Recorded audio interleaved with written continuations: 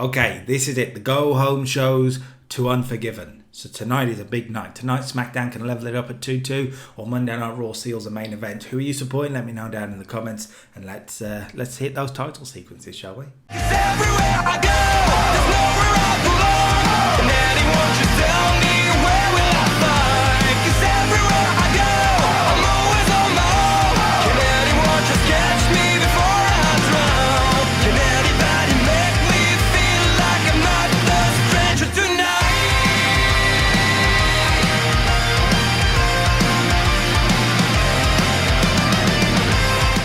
Hello ladies and gentlemen, welcome back to episode number 45 of the TEW Network Save, the 04 War. And as I said in the intro to the intro, it is Unforgiven on the horizon. It is Unforgiven just one show away for each brand. So tonight we put the finishing touches on each sort of feud we've got going into it. I am hopeful of a very, very good show. Do you want me to reveal a Raw main event for you tonight? I mean, I can reveal a Raw main event for you tonight. We are going to go forward with a pretty big tag team match. Shawn Michaels and Rey Mysterio teaming together for the first time against Batista and Ric Flair. Evolution. Do you want me to reveal the Smackdown main event? Are you ready for this one? I think you are. The Smackdown main event, also tag team action. We'll see Eddie Guerrero team up with Rob Van Dam against Kurt Angle and Christian. This is a big, big night. Who is going to get that Unforgiven main event? If you are excited, if you're ready, drop a like, subscribe to the channel. Let's go. Monday night. Come on. Okay, Monday Night Raw on the pre-show. Kentucky, Tennessee. No, Louisiana, Kentucky. I got completely mixed up there. The Freedom Hall and, Freedom, a.k.a. Not Freedom. We signed him up. Christopher Daniels is in the WWE. He was the logical guy to bring in with my pick.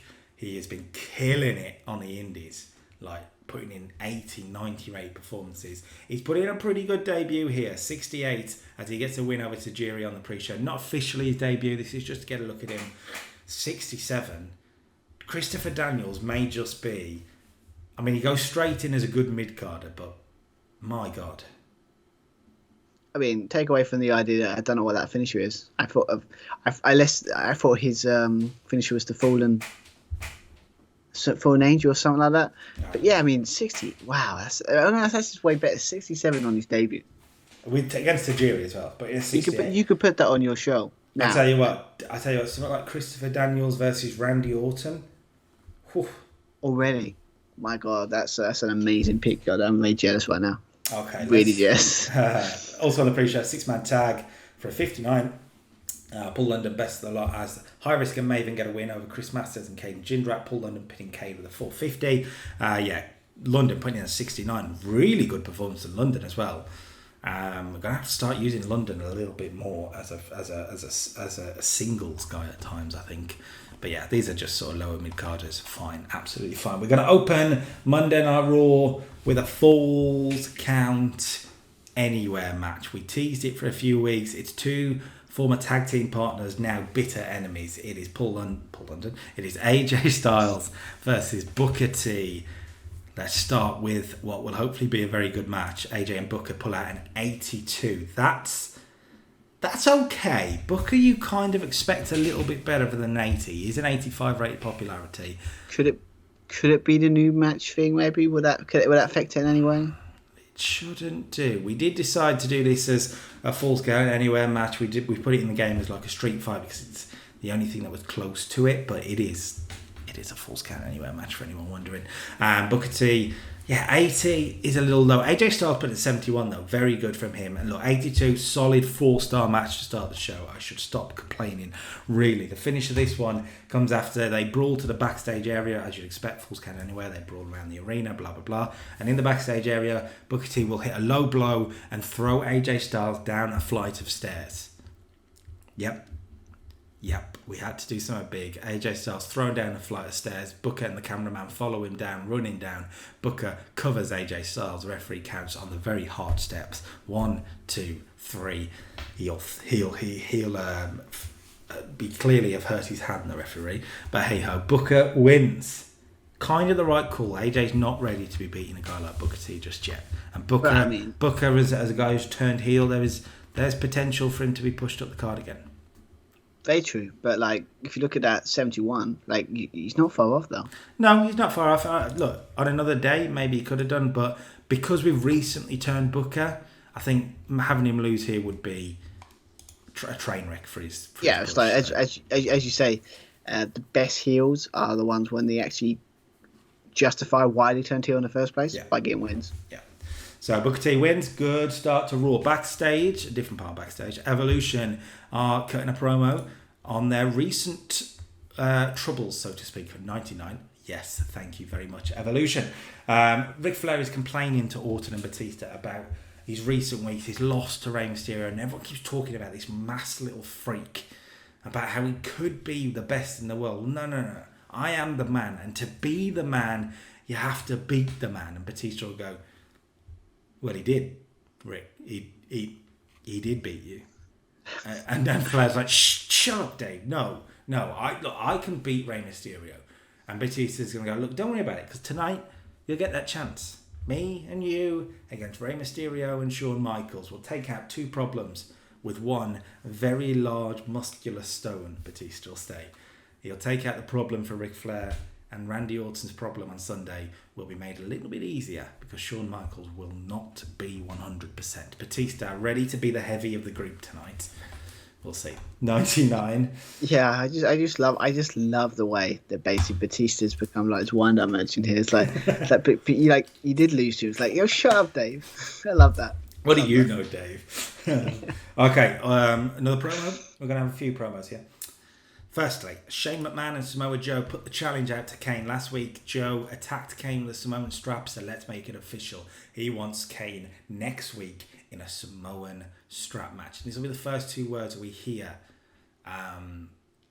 Samoa Joe speak here, because Shane will do the speaking. He'll say, look, Kane, this match needs to happen again next week, a proper match, but a match where violence can happen, because violence is what's needed to bring your ego into check.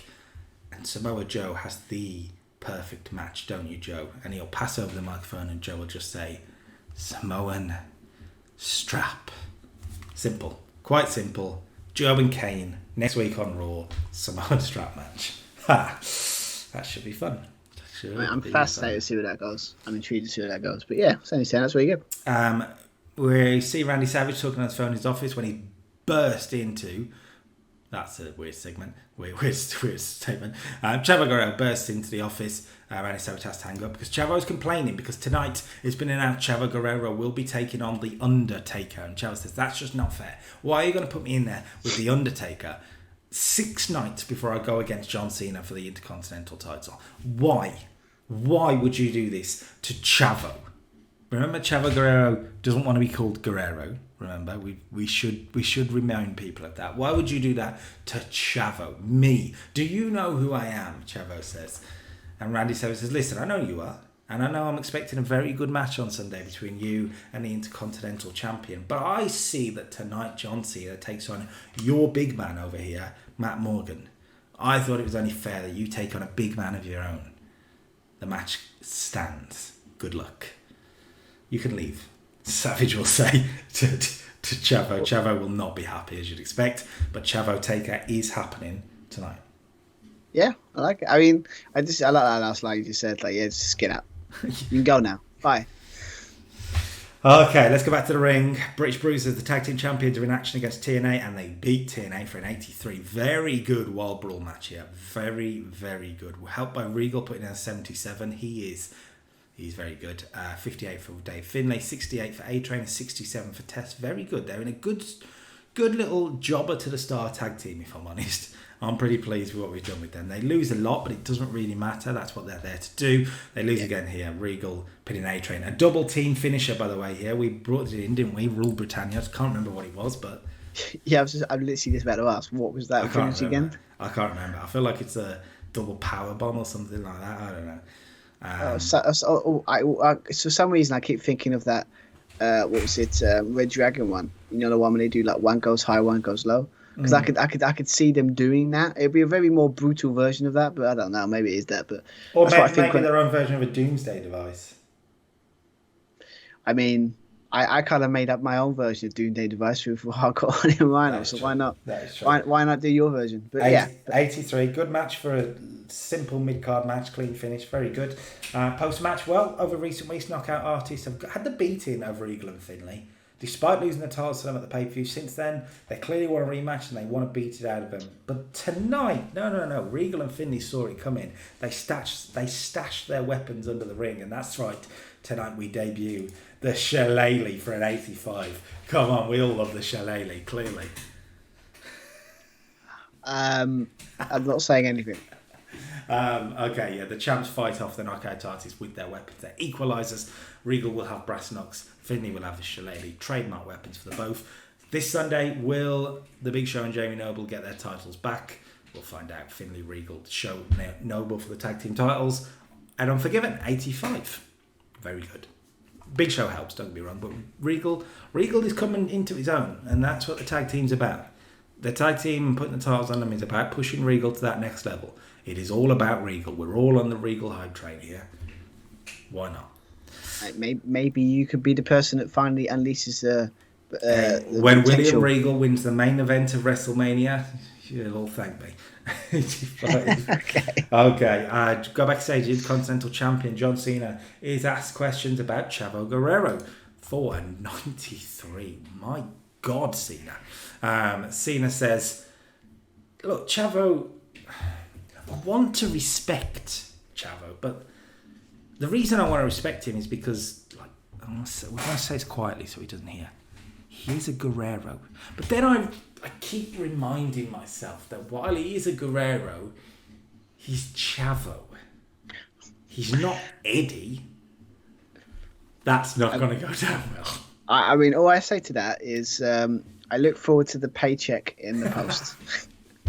Cena disrespect with Chavo Guerrero. That'll be talked about later, as you would expect as well. Right, let's go to the match then. Taker and Chavo. Cena will be on commentary for this, by the way, so will he play into the finish?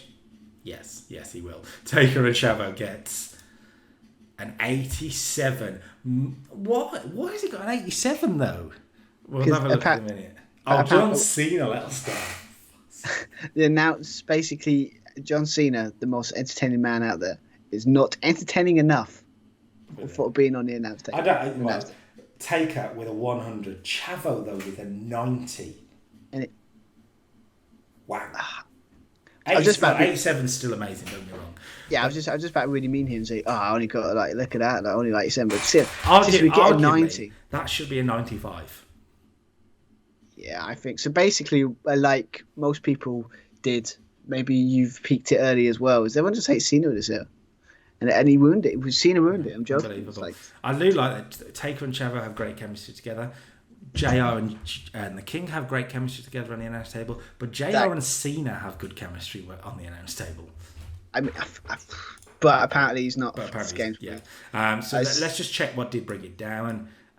Low storyline heat for Cena and Chavo, apparently. Okay. Well, this is a one-off match. Of course, it would have low scale. So that's what brought it down quite a bit, actually. So it's fine.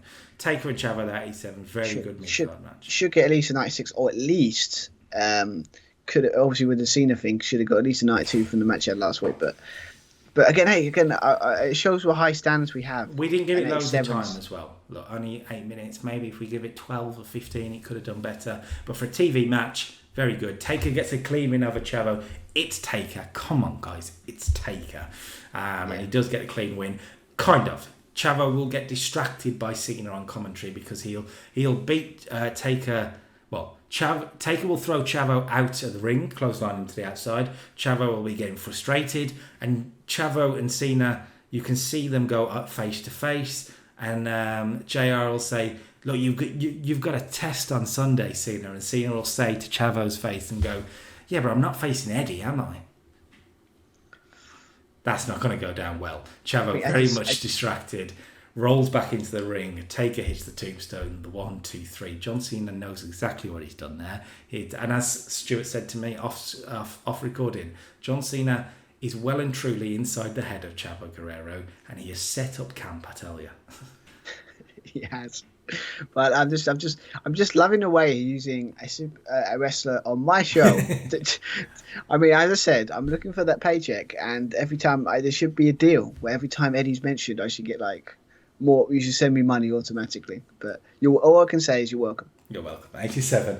Okay, look, Chavo and Cena then are going to take a back seat because as Taker's celebrating, the music of JBL hits, and JBL comes walking down to ringside holding the urn. The lights go back to normal, and Taker is in the ring on his one knee doing his signature pose gesture to the urn. He has been possessed again. Whatever is in the urn controls the Undertaker, and Taker clearly with a glazed over look is possessed, and JBL is loving it. He is loving life. He comes dancing down to the ring.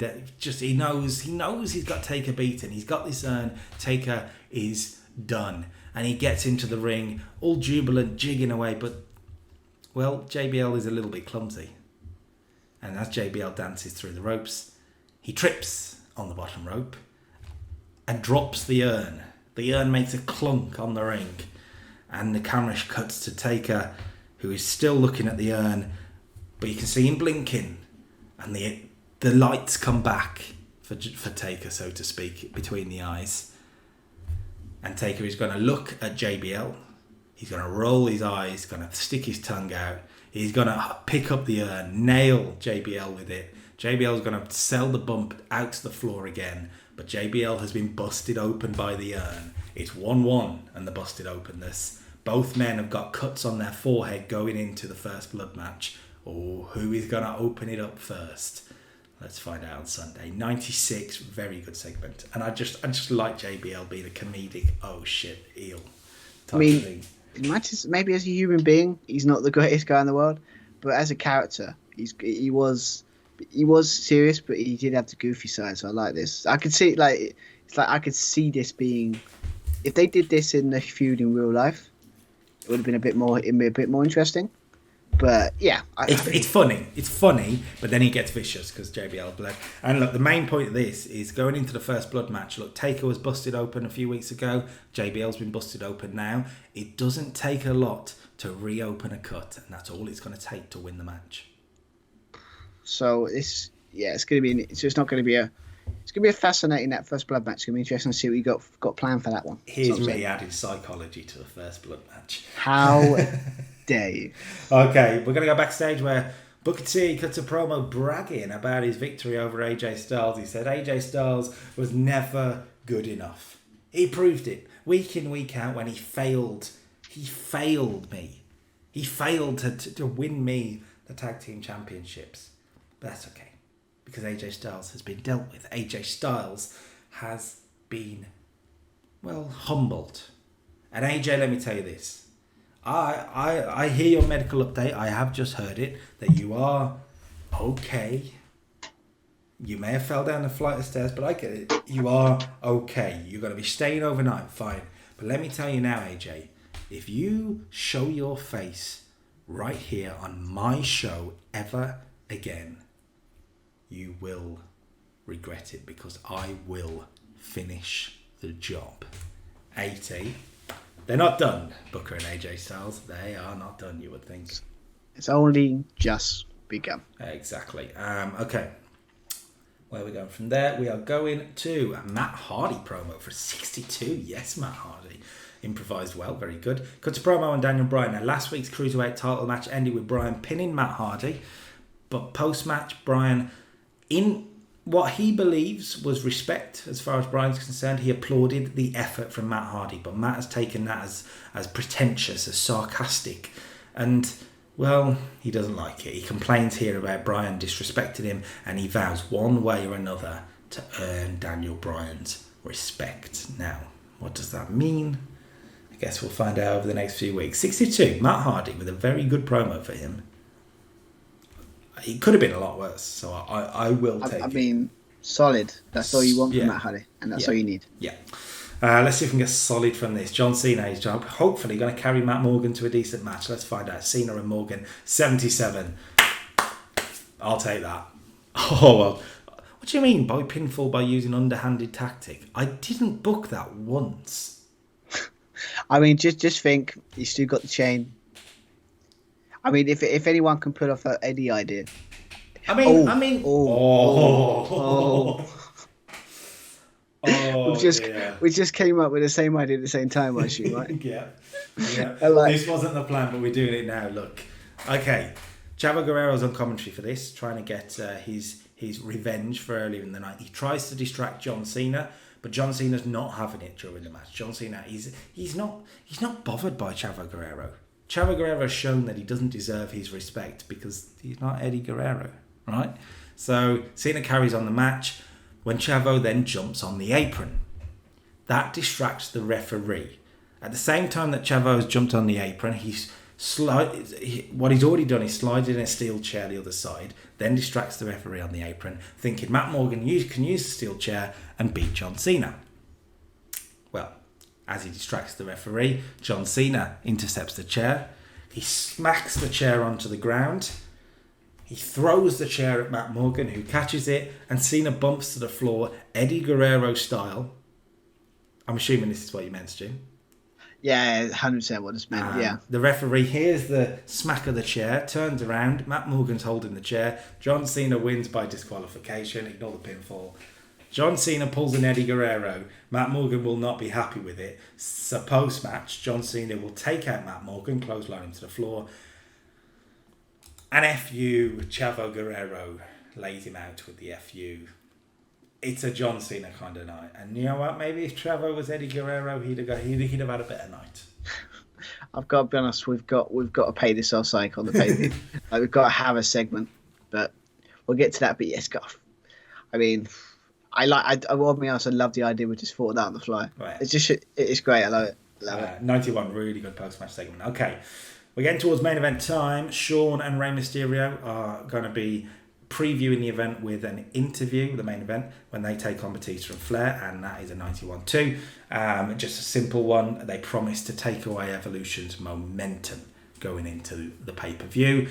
Let's see what the main event does. Rey Mysterio, Shawn Michaels against Ric Flair and Batista, 4 and 91. Good main event. That is a good main event. 86 from Rey, very good. 96 from Shawn, also very good. Batista has gone off his game recently, only an 83. I don't know what's going on with him. I think it wouldn't surprise you if he got cocky, didn't he? Got a bit cocky. I mean, to be fair, we'll check it out later, but has he been losing a lot of matches? I mean, because that sometimes brings it. I don't know. I feel like he hasn't. He hasn't really been involved in storylines, which might be the problem, but I don't know.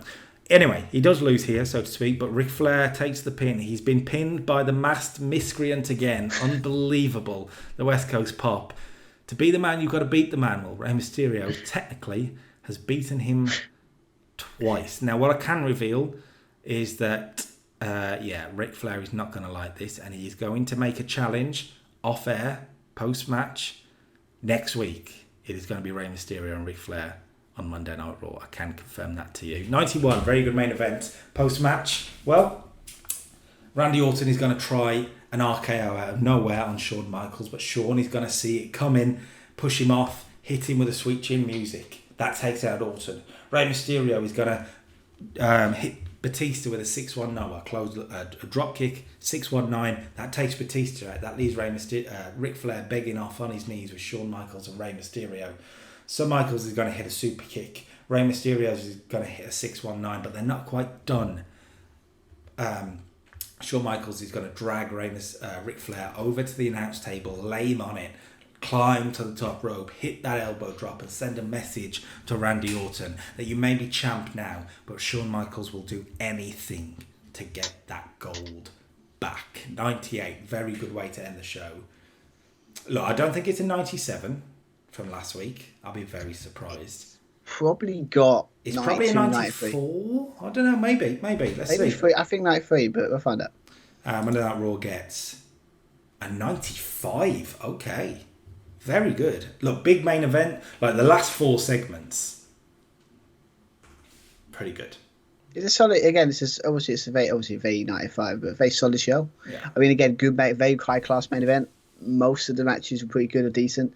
But yeah, I think kind of everything done well. It's one of those shows where like everything we want to do well has done well, and and obviously the main event is delivered. So it's a pretty by number show, but it's really good. So.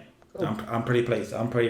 We set up 2 big matches for next week on Raw. Kane and Samoa Joe in a strap match. And Ric Flair and Rey Mysterio. And, of course, all the fallout from Unforgiven, where, if I can run down the Raw side of the card right here for you, Stu, Randy Orton will defend the WWE Championship against Shawn Michaels in a rematch from their Match of the Year candidate at SummerSlam. John Cena will defend the Intercontinental Championship against Chavo, don't call me Guerrero. The Undertaker and JBL will go to war in a first blood match, and the tag team titles are on the line. British Bruisers defend against the former champions, the Knockout Artists. We'll go through the SmackDown side at the end of SmackDown. There you go. Cool. So yeah, 95 to beat. I think I've got a good chance, but let's find out. Lovely. Okay, last show of the evening, the last show before Unforgiven, which will come to you next week. Let's go. SmackDown then also from Kentucky in the Freedom Hall kicks off in the pre-show. Ivory getting a victory over Tori Wilson for a 43. Poison Ivory does the business. Pretty good. Yeah, I mean, I think, I think it needs to get a bit, maybe get some rack up wins from Ivory to get a level up. I was hoping if we can get up to 50, that'd be good. But yeah, just wanted to check out what Ivory can do, because obviously I've been used to her as much as well, and obviously after what happened, want to see what she can do. So 43, happy with that. It's good. Okay, also on the pre-show, well, the Bastions have to lose again because they are taking on the World's Most Wanted for a 52. Pretty good again. Yeah, I mean, what's the A-list? I can't remember what we actually figured out what that finishing move was, but answers on the postcard. I feel like it should be a stereo. What does he hit? Stereo skull crushing finales, just in honor from us to the Miz. Yeah, okay, I like that. And also, it just happened to the Bashams, and we all know ever since that a couple weeks ago when they let me down, and in very wrestling style, when you let me down, you get punished by losing continuously to the Jobber Squad. AKA screw the Bashams. Okay, we're going to kick off the main show with the world champion Kurt Angle once again. He wants respect. He's interrupted by Christian, and it's time to set up a big match for the main event. Big tag team match for a 99 good start to the show once again. Yep, 99. I mean, if I wanted to be really picky, that 100 would loosen me, but I'm not going to be that because amazing people in the ring. But yeah, I like the way, again, I know it's the same thing, Kurt Angle to win, but he's a champ. I like my champ to start shows. This way I like booking. But yeah, I like just get Kurt to talk about how he's says fed up with people not showing him the respect. Everyone's like plotting to get him out, plotting this, plotting that. He's the best wrestler out there. This is his show. Show me I'm the world champion. Show me some goddamn respect. And then obviously he kind of says that, and then Christian comes out. And obviously, this is unusual because you think, well, why would a heel come out heel? But there's reason to this. But I like the idea because Christian is basically comes out and says, I totally agree with you. No one respects, everyone's not respecting you. You're world champion. You're the best. I'm getting attacked by crazed mad people, a madman with a lead pipe trying to hit me, trying to attack me. The show's gone completely mad. This is crazy.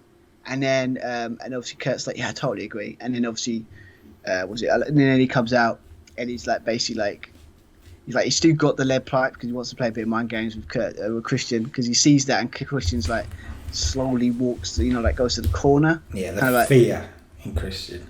Yeah, because I can see him sell it. He's confident when it Kurt, but when Eddie comes out, he's like, yeah, I'm gonna Kurt, you talk to Eddie, you talk to him. I'm just gonna backtrack here.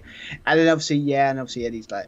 He doesn't have to say anything. He's just smiling, got that really uncomfortable smile of Eddie Guerrero type thing. So Christian seems unnerved, and obviously, then as you expect, obviously it's 2-on-1. Then obviously Kurt Angle attacks Eddie Guerrero. Christian sees the opportunity because now it's like, okay, he attacks him. RVD comes out for the save. And the face tag team starts. Was it Eddie Guerrero of RVD stand tall there? Hopefully set a tag team match later tonight in the main event. Okay. So it's a by the numbers opening to set up a big match, but segment rating is good. So good start. Also backstage then. Oh no, we did cut this. I think. Yes, it's down a match next. It was going to be a promo, but instead we're going to go straight into it. Tag team action.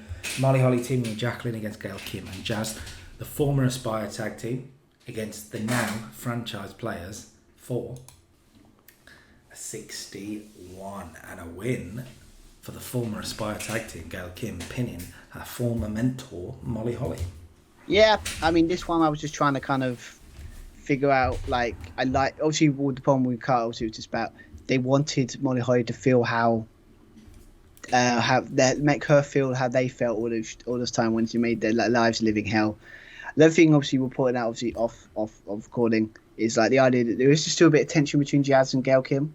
Because obviously, Gail Kim did leave her high and dry in a way. And obviously, Jazz kind of had to endure that as well. So there's a little bit of resentment, but they've still got, like, maybe their friendship's got to be patched up, but they hate Molly Holly even more. But, yeah, I like the idea, obviously, like, maybe do, like, Gail Kim gets, like, a flash pin or something like that, or just, you know, literally sits there and maybe, like, Molly Holly does the thing where she's trying to shake hands saying, come back, I'll let you come back. And then, obviously, Gail Kim, like, shakes her hand, and then, you know what segment I'm going for, tries to walk away and then kills her hand. And then, obviously, this sets up do DDT, and then Gail Kim hits the finisher, gets the win that way. So, that kind of stuff. But, again, good match, like it, 61, run about what you expect, where the women's division is. But, again, post-match, I mean, at this point, Gail Kim and Jazz, they've beaten their former mentor. The story's done, but then the situation's going to change again. The franchise players beat down Jazz and Gail Kim post-match, but out comes Ivory for the save. Or does she? 50.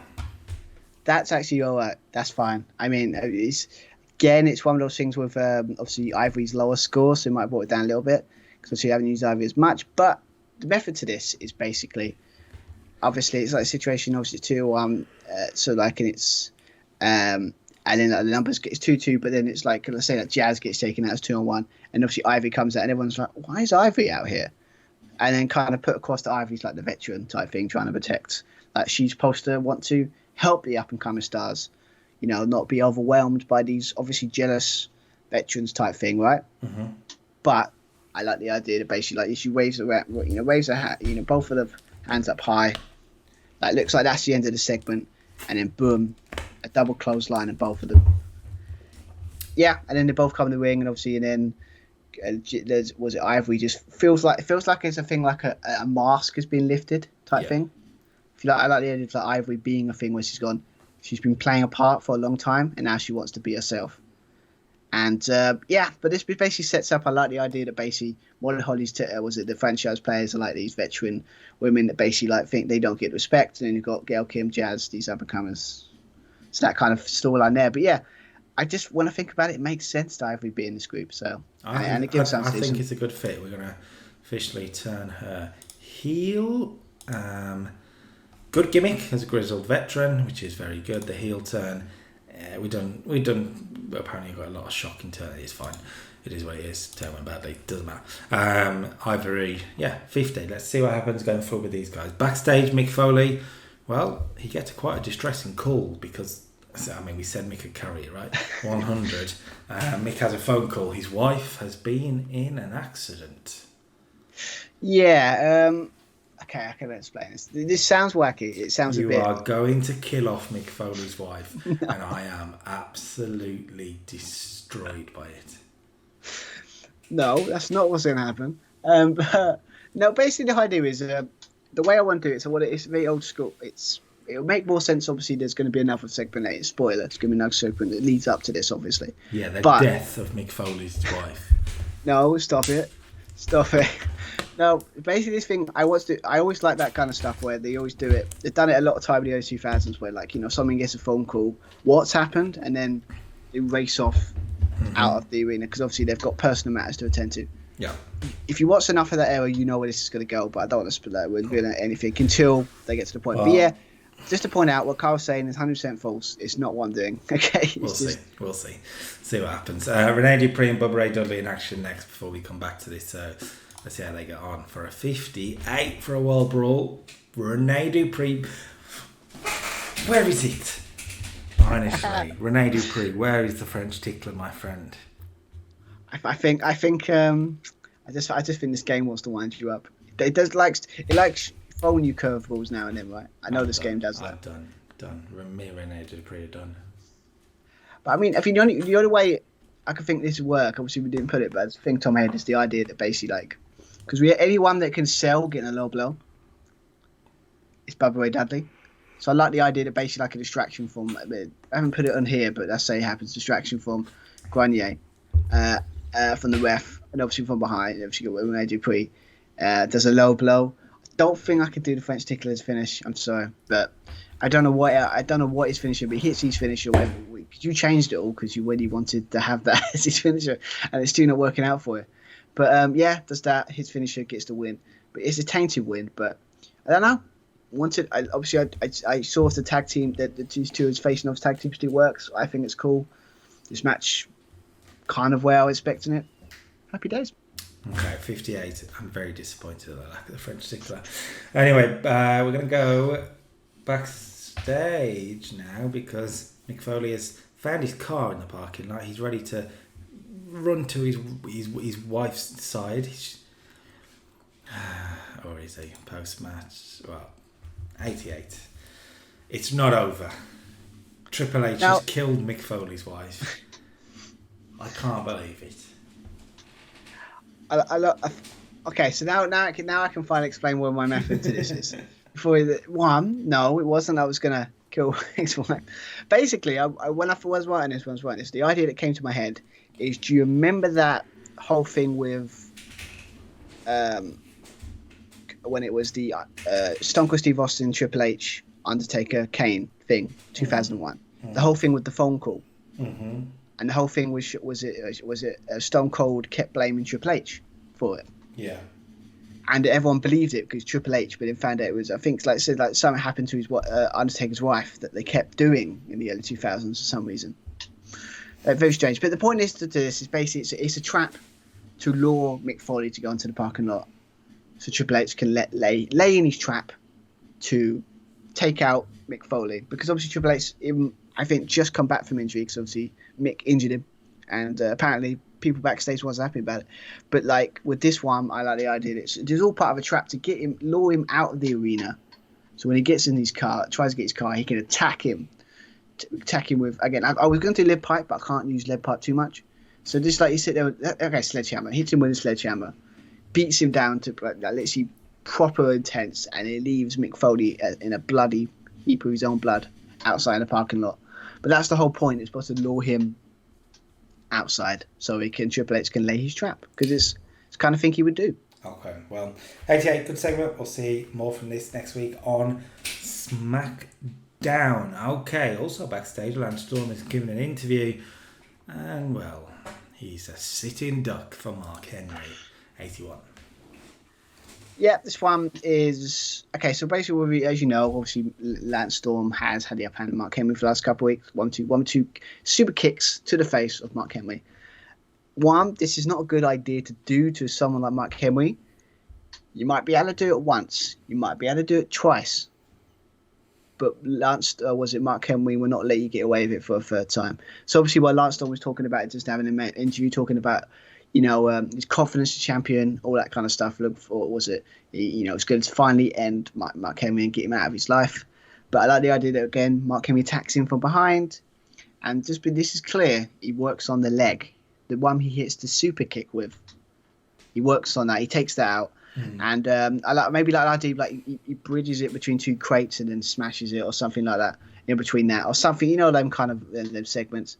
And obviously he does his leg in. And I've put that we don't know if he's going to be at Unforgiven, but that's more the commentator saying, so it looks like there's some tension. But what I'm saying is, like, Mark Henry's not this vicious brute that everyone thinks he is. He's also very tactical, and obviously he's tried to attack him from behind before, but he's finally been able to get the upper hand on Lance Storm, and he might have actually given a blow that might help him out in their US title match at Unforgiven. So yeah, 81, very good. Okay, well, very good. Let's see if this can do the same. It's time for a contract signing between Trish and Lita ahead of Unforgiven for 83. What? Not surprised there. Come on. Lita, Trish Stratus. Fair. Come on. Fair. But yeah, it just shows who the two top women's wrestlers are in the company right now. Basically, these two. But yeah, this is kind of what to do. I put like contract signing, then really cool sit down interviews he used to do, where you sit down earlier in the evening type thing. That I think wrestling shows should do way more of those. But yeah, I like the idea that basically like you obviously they sign the contract and obviously you got basically got like Trish Stratus I'm talking about. Yeah, I'm happy for it. I respect you. I respect you a lot. And you beat me fair and square to win that women's championship. And yes, what I was saying is I want this women's division on my back. I want it to become every time I wrestle for this title, it's going to elevate the women's division. It's going to elevate this title. But ever since that day, that's all I could think about is you beat me. And as much as I respect you, I can't have that blemish on my record. So when I face you, Leah, at Unforgiven, you're going to get a Trish Stratus you've never seen before. And if you could beat me then, I will end up being in the ring and I will shake your hand type thing. You know, Lita's kind of I like the idea that Trish does all the talking. Lita kind of doesn't really say much. She kind of just listens and kind of that kind of stuff. Because I like the idea maybe Lita's more of a lets her actions in the ring do her words type thing. Maybe because again we forgot Lita's very good in the ring. You know, and I don't think she's the greatest promo. She's good, but I think not the amazing thing. So I like the idea that obviously Lita's kind of like. So basically, she signs the contract and basically, sits there and goes, "Okay, I look forward to it," and then that ends it there. That's simple, but yeah, I just like I don't know. Just contract signing. You've got to do a match that big. You've got to do a contract signing. Something like simple as that. So yeah, but 83 for the women. That's good. Very good. It does make sense. Talking about big matches, time for the WWE Tag Team Championships to be on the line. It's the School of Hard Knocks defending against Billy and Chuck. Billy and Chuck looking to end their tag team gold. Well, their drought, so to speak. They haven't held those championships for nearly 2 years at this point. Indeed, yeah. It's tonight the night.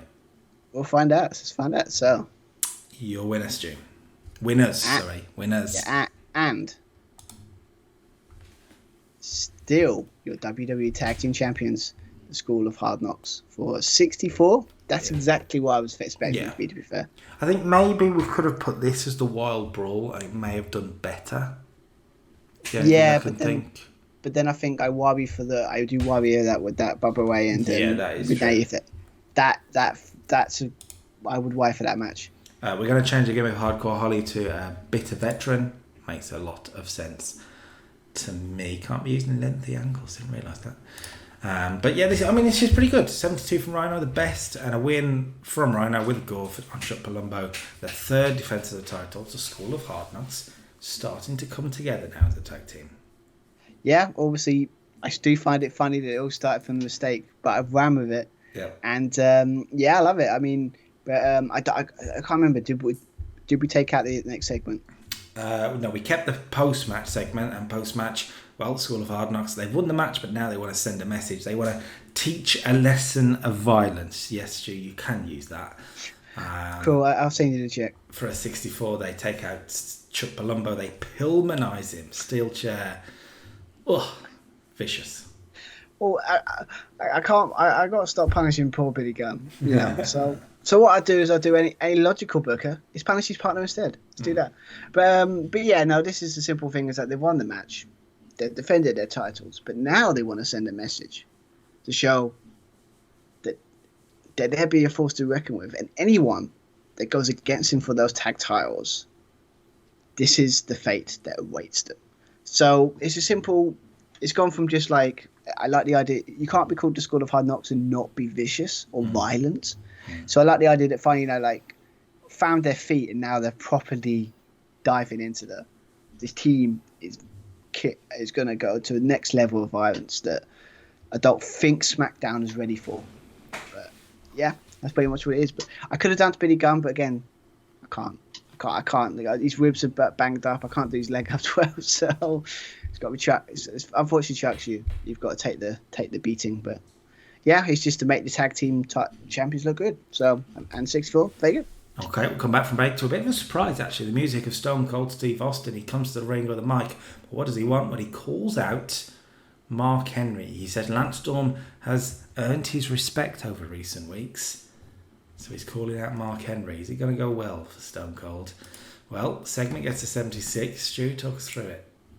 Yeah, I mean when I put it, but I just like the idea of like Stone Cold's like obviously he's he's at RV, he got his RV, he's with RVD, and obviously we have put across that basically Stone Cold's trying to, he can raise hell, he can do all the risks he did back in the day, but he doesn't want RVD to do it. And obviously, as you said, like respect of Lance Storm, right? He basically wants Stone Cold comes out because he sees that and he's like, no, I cannot accept that. Like, you cannot do that kind of stuff. And then I like the idea Mark Henry comes out and kind of like, isn't that the kind of stuff you would have done back in the day? You know, isn't that what you said when you do to send a message? Take people out, you know. I mean, one of the greatest rivalries of all time, and you basically attack someone from behind, do that kind of viciousness, and you're sitting there lecturing me on how I do business, how I get myself noticed, how I win championships. I like the idea, and then after this, I like the way Stone Cold's kind of like, he's kind of shocked. I like the idea that he's like, he's right. Like, I was like that, but I like the idea that Stone Cold's like, yeah, and I look back at those times and I do regret it. Can't be doing that in this business. You might, it's short term, doing that is short term, but long term it's gonna affect you. But then Mark, and you know, and that, when he says that, I think Mark Henry kind of resents that because he's like, well, you can't be telling me like that kind of stuff. But it obviously works. Look at you, biggest star ever.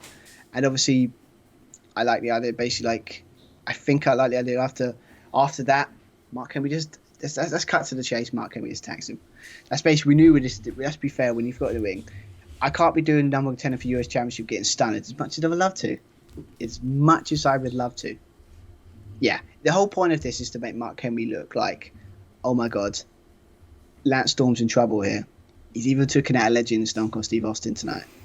Yeah, what will Mark Henry not do to win the US title, basically? 76, pretty good. Okay, before we get to the six-man tag, so we are doing Extreme Alliance versus Rikishi, Chris Jericho and Edge. We're going to hear from all six men involved in the matchup for an 89. Just to preview, probably do it on the entrances like we said last week. Yeah, it's a Smackdown type of thing with his booking. Look, there's not a lot more to it, really. Yeah, I just like, I admit it's a trope that if you see enough of booking, I do like doing this before big matches. I just like it that way.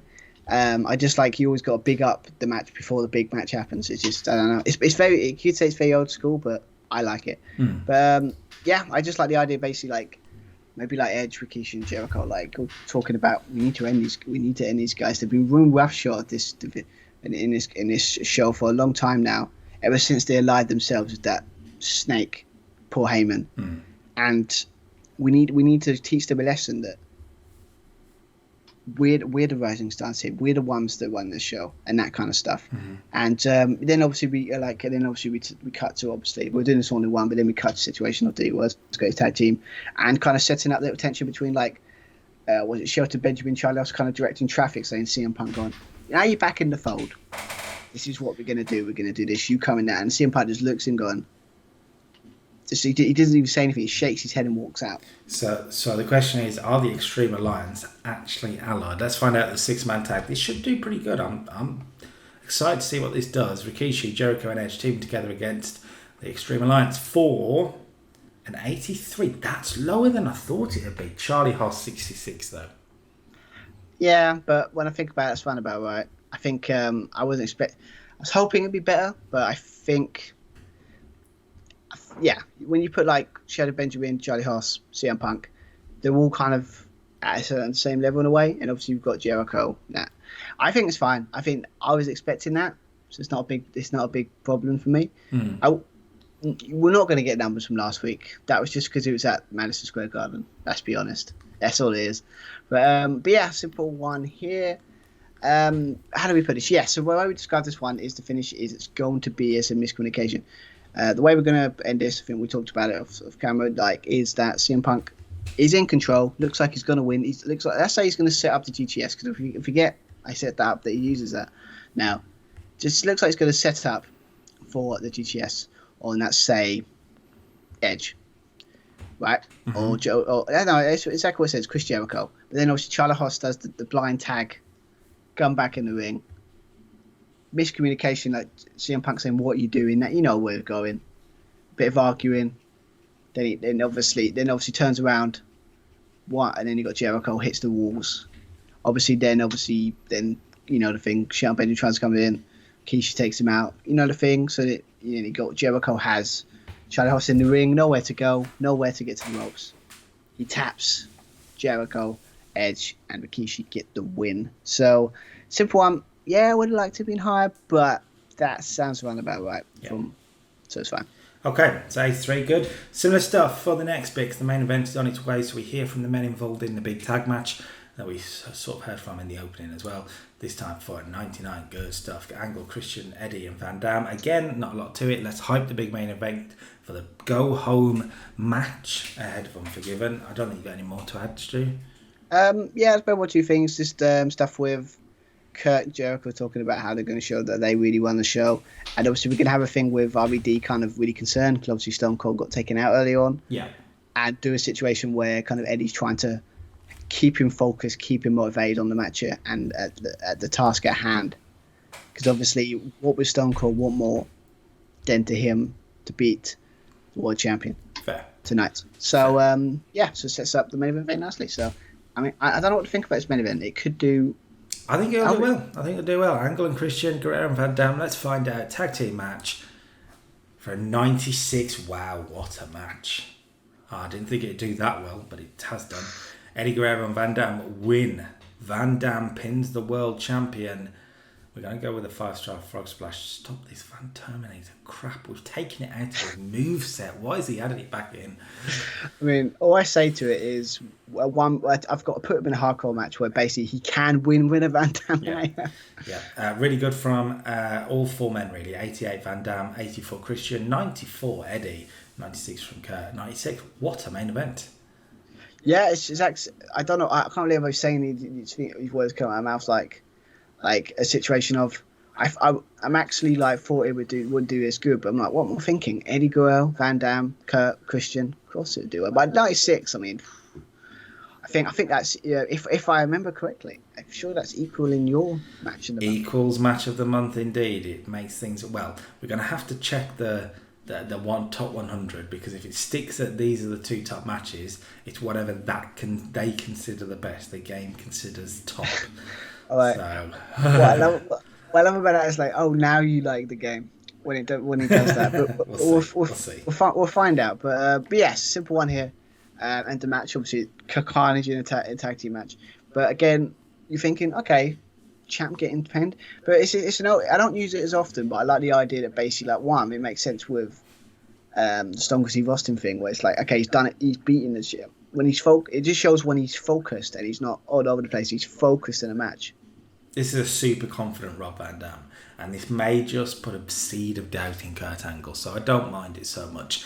But post-match, look, we're going to have Eddie and Christian brawl off to the stands. We know that. This is always going to happen ahead of their match on Sunday. But that leaves Van Dam celebrating in the ring with a very, very frustrated Kurt Angle. So, Stu, what happens? As you expect, celebrating, obviously that gets nicer. That's good as well.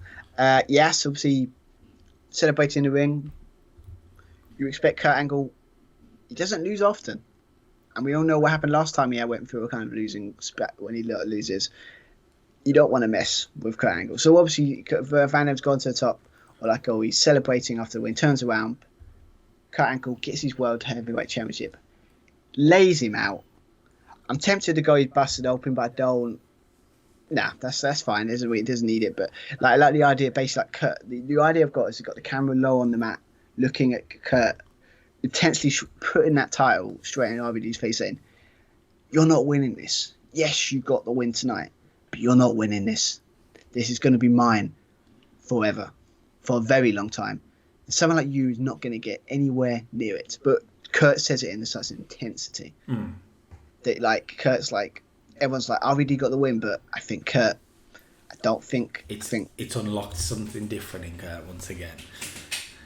Look, 97, you had 95 to beat. I don't know, big main event. You could get it done. You could level the month. Let's find out if SmackDown gets a 96. You indeed have done it. It is 2-2, which means Twitch chat will pick the main event of Unforgiven. Yeah, I think we just got to resign ourselves. This is kind of how our months go now. We do kind of have. I'm fascinated to see how if we've had more draws than victories. But I'll tell you what, I am so even more so than ever pissed off about that 83. That shouldn't have been an 83. Yeah, I mean, I don't know, man. I don't know. I mean, this game seems to just doesn't want to do you any favours sometimes. But. No. What a match for the main event that really carries it. Let's see what Unforgiven goes. SmackDown then, big part of the card at Unforgiven. Shall I do my do you want to do an Excalibur impression? Couldn't do it with any elegance. That guy's really good. So. Fair.